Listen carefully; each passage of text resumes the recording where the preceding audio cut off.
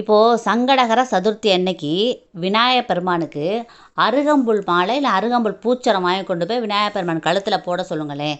உங்களுடைய பிரச்சனைகள் அனைத்தும் வேரோடு அறுக்கக்கூடிய தன்மை இந்த அருகம்புல் மாலைக்கு உண்டு. அருகம்புல் மாலை வாங்கி கொடுக்கும் பொழுதே உங்கள் மனசில் எவ்வளோ பிரச்சனைகள் இருக்குது, உங்கள் வீடுகளில் எவ்வளோ பிரச்சனை இருக்குது, என்னென்ன வேண்டுதல் வச்சுருக்கீங்க எல்லாத்தையும் இந்த அருகம்புல்கிட்ட அப்படியே சொல்லி மனசார வேண்டி கை நிறைய அந்த அருகம்புல்லை வச்சு உங்கள் மனசில் உள்ள குறைகள் அனைத்தையும் சொல்லி விநாயகர் பெருமானுக்கு போட சொல்லுங்கள். அனுப்பி கோயிலுக்கு கொடுங்க. விசேஷம், ரொம்ப விசேஷம். அந்த அருகம்புல் போய் விநாயகர் பெருமானுக்கு எடுத்து சொல்லணும் எல்லாத்தையும். உங்கள் பிரச்சனைகள் அனைத்து வேரோடு அறுக்கப்படும். இன்றைக்கே பிரச்சனை தீர்ந்துச்சுன்னு நினச்சிக்கோங்க. நீ சங்கடகர சதுர்த்தி அன்னைக்கு இந்த அருகம்புல் மாலை வாங்கி போடுங்க. உங்கள் பிரச்சனைகள் அனைத்தையும் தீர்ந்து போயிடும். திரும்பி வீட்டுக்கு வரும்போது பிரசாதமாக கொஞ்சம் அருகம்புல் வாங்கிட்டு வாங்க கோயிலேருந்து. அதை உங்களுடைய பூஜை அறையில் கொஞ்சம் வச்சுக்கோங்க. உங்களுடைய பணம் வைக்கிற பாக்ஸில், ஒரு பர்ஸில் இதெல்லாம் அருகம்புல் வச்சுக்கிட்டிங்கன்னா செல்வாக்கு உயரும், செல்வநிலை உயரும், பொருளாதார வளர்ச்சி அதிகமாக இருக்கும். உங்கள் வீடுகளில் எதிர்மறை சக்தியில் எல்லாம் நீங்கிடும், எல்லாம் பாசிட்டிவ் எனர்ஜியாக வரும்.